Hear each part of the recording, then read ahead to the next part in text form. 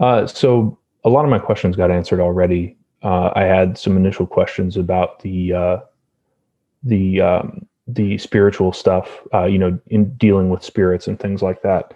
So I guess and including the Afro-Caribbean diasporic spirits as well. I guess my main question is sort of along those lines of, am I necking myself? Right. Yes, you're necking yourself. Right. Uh, so um, when you receive specific contact from entities, right, like not from invoking them, right, Yeah. is, I guess, the main thing. I know that you don't have to do anything, right? That's sort of the sort of, you choose your own path. But I guess in your own personal experience, like in dealing with an entity similar to like a holy guardian angel or a guardian spirit, do you see those callings as being necessarily acted upon? Like if you're By who? getting, By you? yeah, Yeah. if I myself am getting spiritual contact from various entities without asking for it, right? Well, but trust but verify, right? And that's the point of Kabbalah and the process we just described. Okay, so I guess the my second follow up to that is, since we have these divination systems that can sort of verify our spiritual contacts, and it seems to be your opinion that, or if I hope I'm not mistaking you, that sort of the danger of these more animistic systems is that these entities can risk offense, right? You're transactional in nature with them, and these sort of problems can arise from that. Well, if it's just like with people, right? Yeah, If you yeah, tell them, if you make a deal with somebody and then you don't uphold your end of the bargain, like, how do you think that's going to go? yeah. It's like, Depending on the person, they'll handle it differently. yeah, but I mean, everyone's going to be pissed, and so it's. I think maybe that's the best thing to say about spirits. It's like you're dealing with independent entities just as they don't have a body. I mean, it's and in terms of if something truly is like uh, Okay. a higher self, things like this, then HGA, then it doesn't need to be acted on. But that's kind of the whole thing with that, where it's like it's up to you to act on it.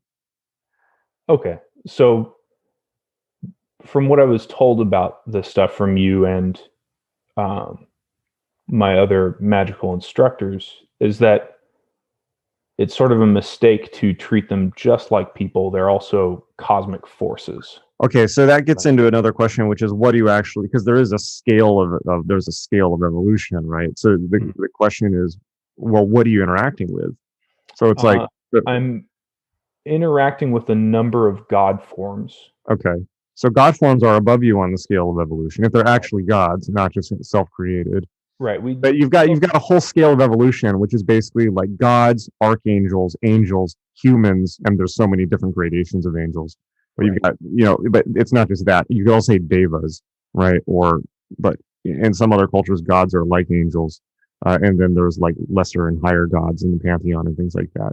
But angels in general are functionaries of they have specific functions, right? Where gods are not as much like that, although they can be like that, but they more are like uh, uh, personifications of whole aspects of the universe rather than like I'm in charge of getting people safely from one place to another or something like that.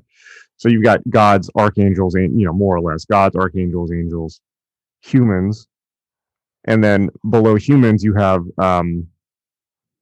animals, and below animals you have elementals, and then eventually you get to the hell realm, so you get demons, right? Mhm. So, and then the question of demons is, well, is it Why? really a linear scale of Yeah. evolution? Is it side by side? What's going on there? But it's in general, or is it demons are in a sense a corruption of other principles sometimes, Mhm. depending on what you're talking about. So it's like it's the same principle, just the corrupt version, the impure version of that. So, Okay. um, but that's a really critical point that ceremonial magic made and was completely forgotten by chaos magic, which is like, well, if you're interacting with something that is lower than you on the evolutionary scale, then you need to behave as such. You tell it what to do, not the other way around. Right. Don't be a dick. I mean, just think about it like animals. It's like you have a dog. Right. You can't expect an animal to hold a conversation with you. Right, but it's the same with a dog where it's like you got to train it, you got to keep it on the leash, you got to tell it no, and then it will be faithful and it'll be a great dog. But you got to think like one of Jen's favorite shows, The Dog Walker with Caesar Milan. It's like you got to train them, and it's not against their nature. They are partaking in a higher level of evolution. So dogs are a good example, right? Mm-hmm. So you have a dog, right? And you train the dog to be a good dog. Does that detract from the dog? No, it makes the dog different. It doesn't make it like less dog-like. That's a critical point, right? Yeah. But the dog's not a wolf anymore. If it was a wolf, then good luck training it. But it's not a wolf, it's a dog, right? So yeah, you need to interact with it like a wolf, which is okay. Yeah, I can't keep this around my village. Right. That's like an elemental, right? So a wolf is like a pure elemental. Like it'll eat your face. That's just its nature, right? But it'll only eat your face if it's cornered. They don't hunt humans, unless you're like, in a disaster movie or something. But but a dog, right? So a dog, you train the dog and you're strict with the dog. You have to be. You have to say, no, don't do that to get clear to it. Right. And somebody can be like, why are you being mean to the dog? It's like, well, no, that's not what's going on. You're training the dog. But then I don't want it to bite people and piss everywhere. Right. But then what happens for the dog? The dog, from a magical perspective, the dog is being trained into a more human consciousness. It's being moved up the evolutionary scale. It's partaking in the human world and perhaps training to be a human. Where do all these people are born every year? Where do you think they come from? They're not reincarnated humans because even 2,000 years ago, there were only like 300,000 people on the planet, right? Or excuse me, like 250 million people at the time of the birth of the Buddha, right? So it's like, where are all these people coming from? Well, that's a big question. But certainly animals, if we trust these views of reality, animals are reincarnating into people all the time, right? So that's just one avenue. So the dog. Why is the dog? Animals have will too. Why is the dog in your life? The dog's there to learn how to be a human, right? And is partaking in serving you in order to partake of human consciousness and be moved up the evolutionary scale. Being a dog is like the best way to move up out of the animal level of evolution into the human level. Like you don't want to be in the animal level of evolution. The Tibetans say, like people think like, oh, animals are so innocent and free. It's like, yeah, they are, but the Tibetans say the condition of being an animal is constantly being afraid of being eaten. Right. That's what animal consciousness is. Something's going to eat me. And we carry this into our life as people, right? But we think it's the IRS, right? But that's where that level of consciousness comes from, right? And at least in the Tibetan view. And then, so how are humans and angels any different? That brings up a separate point, but from how I understand it, they are essentially energetic beings. They're exist on a higher level of consciousness. Mm-hmm. Right, but if you're in an interaction with an angel, how is that different from you in an interaction with a dog? Yeah, I see your point. So it's like barely comprehensible, I suppose, right? Well, but you're being trained, right? You're mysteriously, yeah. You're on a leash. Yeah. Right. Okay. So it's like you get commands, you better obey them. It's easier said than done sometimes, but it's the same, right? It's at least, and this is the Western esoteric view of reality. It comes out of the great chain of being from the Middle Ages, and I talk about it in the John Dee book. But there is a scale of being, and that we're all moving up. Now, interestingly enough, the same scale of being is talked about by Sufi teachers. Mayor Baba used to talk about this all the time. You can read it. He gives a great map of it in his book, God Speaks. I recommend checking that book out for everyone. God Speaks by Mayor Baba. It'll blow your mind. It's a little occult book tip. But the whole goal is to move up the evolutionary scale. But most people most people are staying about put. But a lot of people are moving down the evolutionary scale. And a great way, by the way, to move down the evolutionary scale is interacting with demons. Yeah, I already got my fingers burnt on that one, I think. Okay. So, well, now you know. I'm not particularly interested in that anymore. Whatever you focus on, you become, right? So you focus on demons, you become subhuman. Yeah. So It's up to you. No one's telling you have to do one thing or the other, but Okay. So I guess the do you hold all of those sort of like transactional God forms on sort like sub and I guess yeah. My question is about hierarchy and I guess how much I should listen to who, right? It seems to be all the same thing. so, But well, yes and no, right? yeah, And right. it will ultimately all yes, all is one. Yes, thank you. Okay, but really, there's differences. It's like in reality, in ultimate reality, we're the same person, right? We're the same consciousness. But how helpful is that really? Right. A dog's not a wolf still. Yeah. Right. I don't know. Apparently you're the wolf because you got the wolf beard. Wolf beard. So, but anyways, so in general, with entities that are below you on the scale, you want to be a firm master, and then with ones above you on the scale, then you are in obeisance, particularly gods and angels. Then you are, like Islam, right?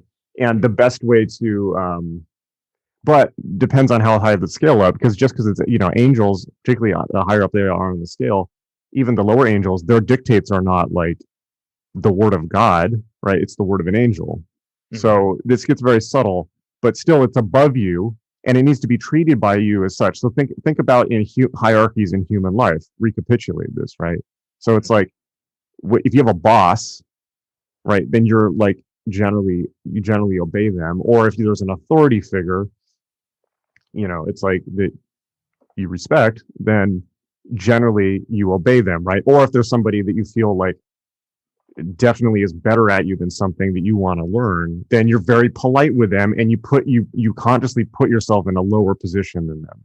Whenever I learn anything from anyone who knows more than me, I'm just like, okay, I'm just listening, just tell me what to do.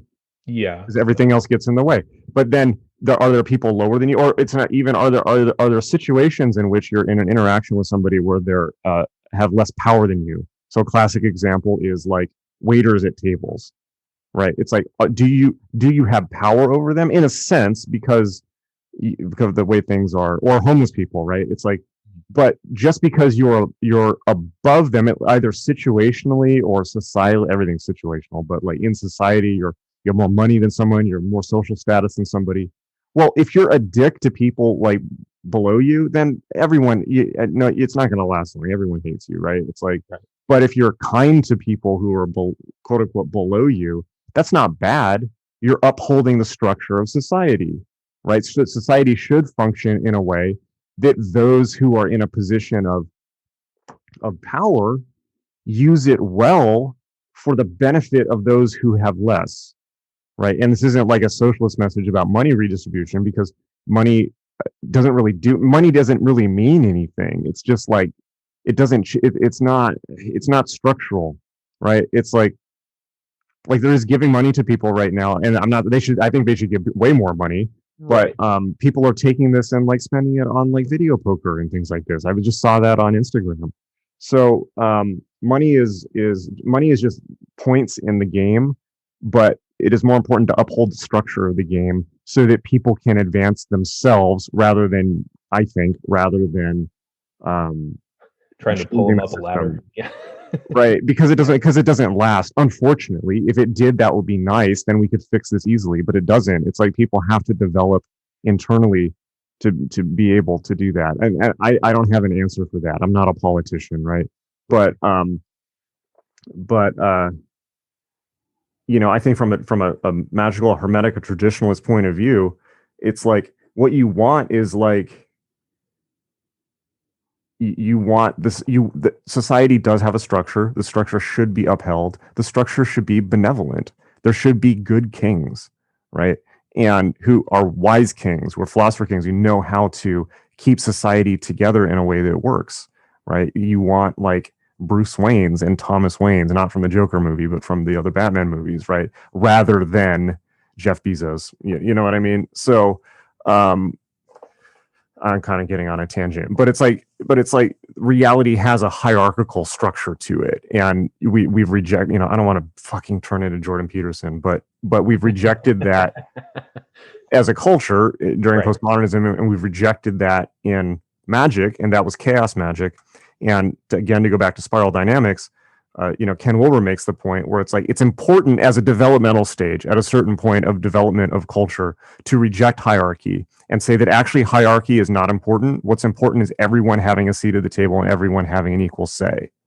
That's what's important, right? But the problem is, as he puts it, when everyone has an equal say, nothing ever gets done. Right. And that's what we're seeing now. It's like it's just a constant argument about people not having a say, rather than somebody just making decisions. And so Ken Wilber points out, it's like, well, you need to get to a point back. You need to move past that to, he calls it yellow meme. You need to get past that to a point in society where hierarchy is reintroduced, but it's reintroduced from the perspective of enlightened consciousness.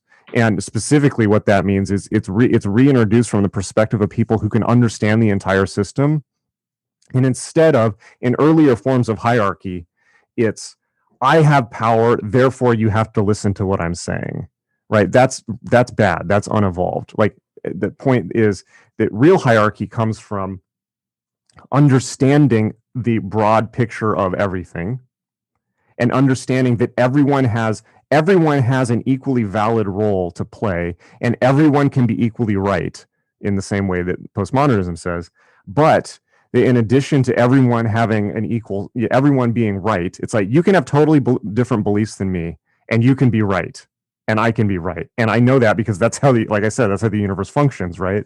And that's good, right? Because everyone needs, and it's not just that everyone is correct, or as NLP says, everyone is doing the best they can with the current information that they have. But it's more than that. It's that everyone has a unique role to play. We can't make everyone the same. Everyone's different. So we need to cherish people's differences and the diversity of the vast diversity of people on this planet, but yet at the same time, understand that those pieces fit together, and they're all different, but they all fit together to make a greater whole and have their own role to play. Right. So to come back to a holistic picture and a new it's not necessarily even hierarchical, but a new assemblage of existence that is not based on power, but is based like as in force, but based on power as in understanding how the system of reality works. And so that's a bit of a tangent, but I don't know if that answers your question. Yeah, that helps a lot because it's something that I've sort of had to rediscover, because I think I went through that sort of, postmodern rejection of all hierarchy and authority, right? It's important.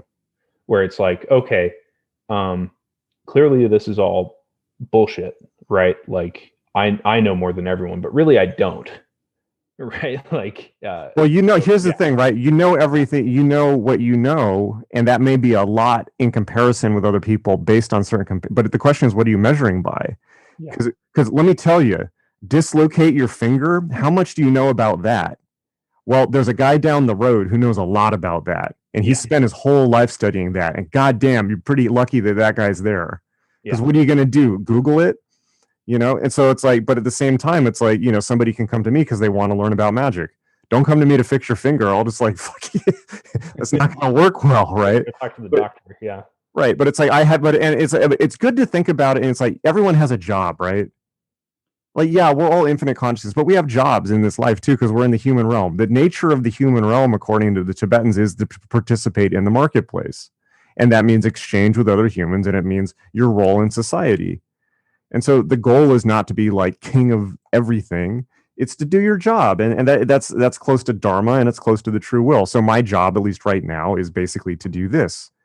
And you all have different other jobs, right? But it all fits together. And that it's amazing that it works so well, even with all the problems we have in our society. It's like, there's somebody out there who's a specialist in whatever you want to know. You want to go get your record player fixed? There's a guy. Or a gal or whoever, it's like somebody knows a lot about, and it's not like just the old like Platonic thing of like, oh, we're all blind men looking at the elephant and seeing it from different angles. It's like, we're all in an elephant, and you better see that motherfucker from every single angle, because every single one of those angles is important. And there's only so much information a human being can hold.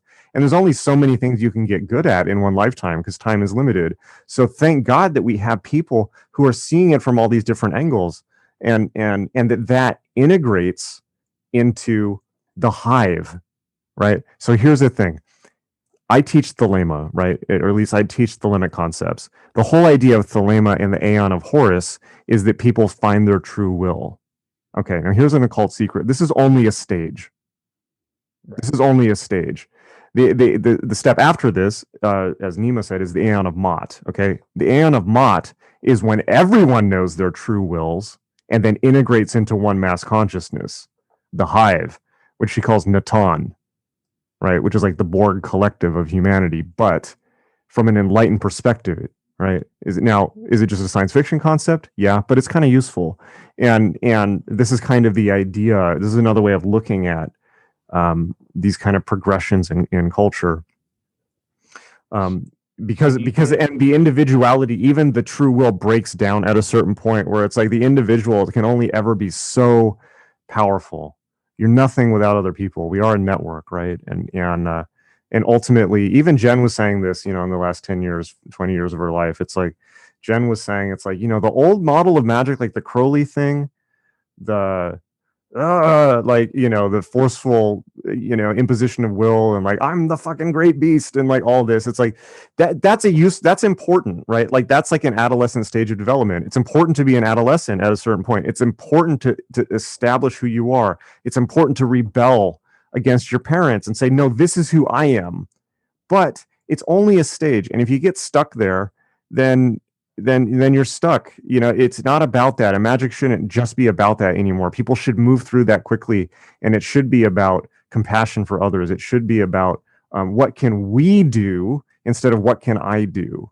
And that's something we've lost in this culture completely. As people are becoming more and more siloed, it's really dangerous. And I think particularly as magical people, we should push back against that. And it truly is a radical, Jen's a product of the 60s and the communes and all that, but it's like, it truly is a radical act to care about other people and make your life about not just yourself. It's hard. I get it, and we're swimming against the current now more than ever because, in the 60s, people were doing acid and hanging out together and, all kinds of great wacky stuff.